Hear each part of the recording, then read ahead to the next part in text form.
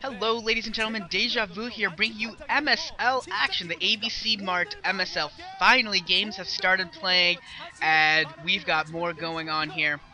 It's going to be a lot of fun. I am going to be bringing you Group E from the MSL, which is the group with Stork, Firebet Hero, Mind, and Free.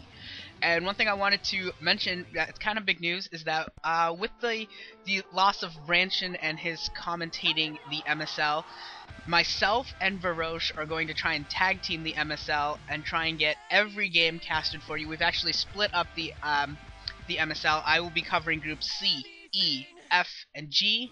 He will be covering groups A, B, and H, and then we will dual commentate group D, the group of death, with what is it? It's got Take Lee Sang in it. The only one of TBLS that's not in it is Stork, who's in this group, so that should be pretty fun.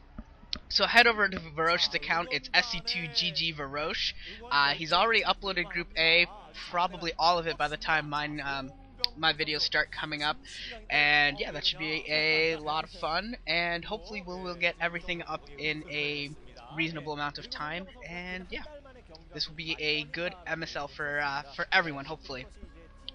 So this is actually the new map for the MSL, Monte Cristo, which is kind of a weird map. It looks big and wide open, but the paths that you're going to take, there's only two starting spots in the top left and bottom right. The paths you take are kind of narrow and rather well defined. Starting from Firebet Hero's position in the bottom right, you're going to go north to a natural expansion, and then you're going to go down a ramp into the middle of the map. And then you kind of have two routes to go. You can go either west or north, and for him, if he goes and because there's a bunch of temples in the middle that actually block it, I'm not sure how many are stacked in there or anything, but there's a bunch of temples that block it. You go west over to kind of where this probe of Stork is. Probably Stork is going for the a gas steal, and that's all we're seeing with this this early probe. You can go west into a couple hills, and then or you can go north and do into another couple hills, and probably we'll see Firebet Hero go north if it gets to that point, and try and take a couple more bases that are up in that direction. But basically, you kind of end up, if you're Firebet Hero, chances are, I'm not positive, having seen no games on this map, but I'm pretty sure that what you're going to be seeing is that bottom right hand players are going to be expanding very north, and then top left players are going to be expanding all the way down to the bottom. Just the way the ramps work out, for the most part, that seems to be like it's going to be the most defensible way to do it.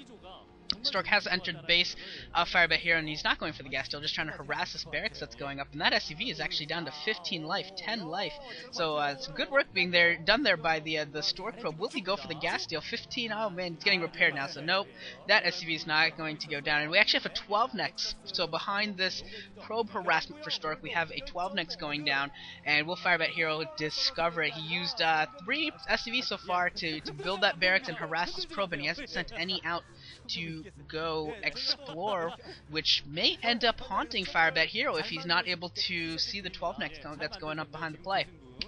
That's going to be big for sure. And we're getting a lot of looks at these two players, and black and white, half black, half white. Couldn't tell you what that is. Yeah, couldn't tell you what that is. I really don't know. But what is that? Is that like the new Pokemon? I know the new Pokemon are black-white, so maybe that's like a joke off the new Pokemon? I don't know. But yeah, finally an SCV does get into Stork's base, so he sees the 12 next, sees the gateway, sees everything that's going on. And Firebet Hero actually just lifting his rack, so he's just going to go 1 rack CC as the counter to 12 next. And that's a little bit interesting. Normally you'll see players actually try and be more aggressive against it, particularly Terran players. Actually, really just Terran players. You really don't see 12 next against really much of anybody. So usually you'll see players, if they discover it as quickly as he did, you'll normally see them build a bunch of Marines, maybe wait till a Vulture or two, and come off with a bunch of SCVs and try and kill it. But Firebet Hero is actually going to give that up, not even bother doing that, and it's just going to go 1 Rex Expo and try and minimize the economic advantage that Stork will have off of the 12 next. I mean, don't get me wrong, Stork is definitely still has the economic advantage. 12 next is just so economically powerful, but yeah, 1 Rex CC is not terrible. It's not terrible if you can come away with it. So let's see, what have we got here going on? Nothing else too much going on. So I'm kind of entering into a passive mode in this game, this portion of the game, where both players are kind of just macroing up, sitting tight, and you know, it's hard to be aggressive when you have such a eco builds from both players. You're not going to see too much aggression. But some other things that have been going on. If you guys watch the All-Star games, if you haven't gotten a chance to watch the All-Star games, I don't know if they're uploaded anywhere yet, but if you get a chance, go watch them. They were hilarious. I highly suggest you watch them while at the same time reading, like going through some of the report threads, or if they have a translation on Team Liquid or something, go check it out. It was absolutely hilarious watching like Fantasy and J-Dong troll each other and Bisu and Flash troll each other. Yeah, there was definitely some very entertaining moments in that All-Star match. So if you like kind of show matches where players are just playing for fun and doing pretty stupid things, just horsing around, definitely All-Star matches for you, so go check that out whenever Navaka gets that uploaded, unless you guys have another source for your VODs that you're hiding from me. But no, I don't think there really is anything that's going to be any better than that. And that's okay. Never mind. I thought Stork was taking that Nexus in the top right. I was like, no way. But yeah, it's just a pylon. It's just going to be a scouting pylon to see when he tries to take a fourth, I guess. I guess it could also help for notice drop ships or something like that, but for the most part, I mean, that's really not going to do too much. By the time a fourth base goes up for Firebat Hero, it's pretty late in the game. He's probably going to have observers out, and probably Stork will probably have a good idea of what's going on in the game at that point. He's a good player. He's not going to be caught on a scouting disadvantage. So both players sticking with these two base builds right now. And finally, we're starting to get a build-up of macro. A lot of upgrades have been going down. A lot of buildings, not a lot of units for either player, and both players have had a pretty good scout on the other, so it's kind of been hard to surprise your opponent with a bunch of units, and that SCV is just gonna get killed. Yeah, that was a poor SCV. That didn't have much of a chance to do anything. Poor guy. And there's the observatory. So finally we're gonna have some obs out, and once obs comes out, Stork can at least consider pushing out, and then we'll get to see who's gonna go for a third base and who's going to sit on this two base play. Looks like Stork might be sending a unit to the bottom left and maybe looking to take a third base. We will see.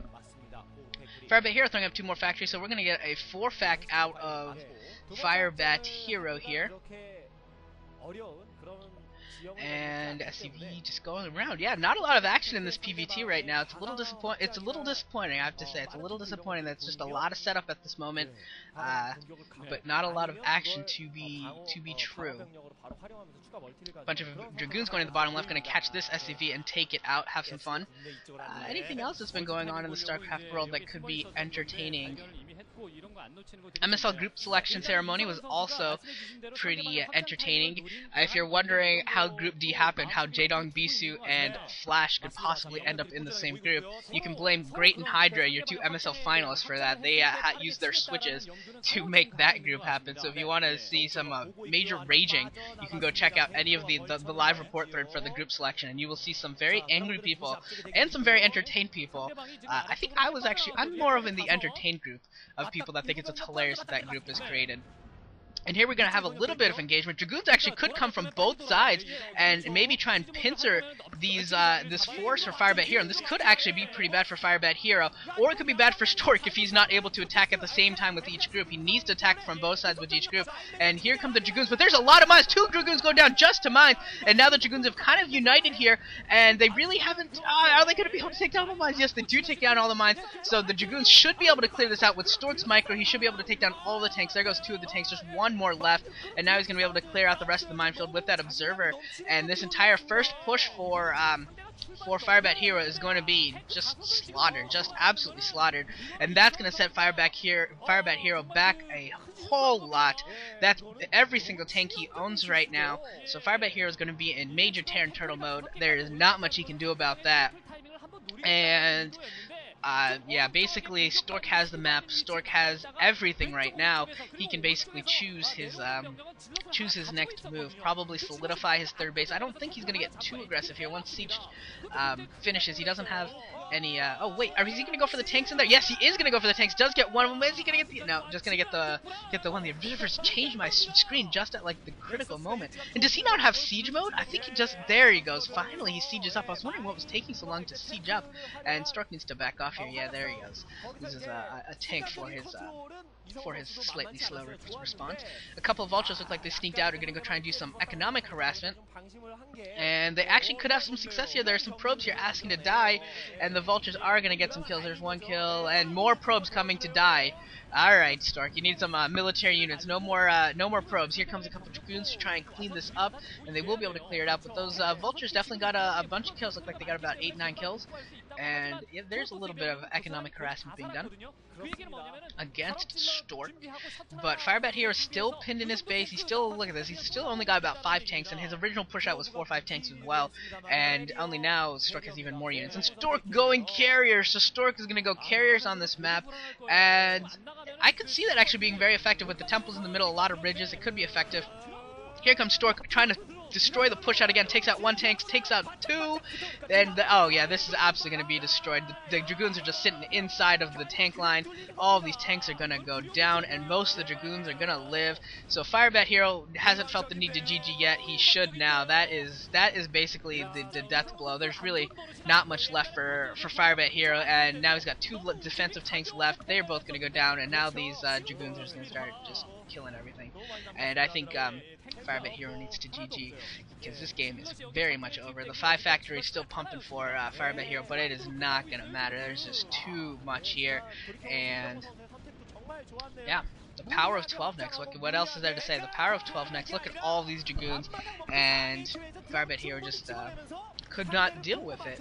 Firebat Hero does not have the best TVP, to be sure. It's actually gotten better since he went into the Air Force. I don't know how that happened, but suddenly he became like somewhat competent at TVP, so it's gotten a little bit better. But you know, I mean, not Stork competence. I mean, that's a different level of skill in order to take down Stork's PVT. So. And Firebat Hero just extending this game. Now he's just kind of being a jerk. Not really necessary. This is just, there it is. There's GG. Thank you, Firebat Hero, for GGing. That was going a little bit long there. But the Air Force Ace Firebat Hero finally loses the game. He's been on a really nice streak recently for Ace. When he first came over, he was having a lot of problems, losing a lot of games. Winners League, he went on a big, long losing streak. But then recently, he's actually turned up his play, been winning some games, and has not looked half bad. And obviously not, since he got into the MSL. I mean, you don't get into the MSL if you're doing that poorly.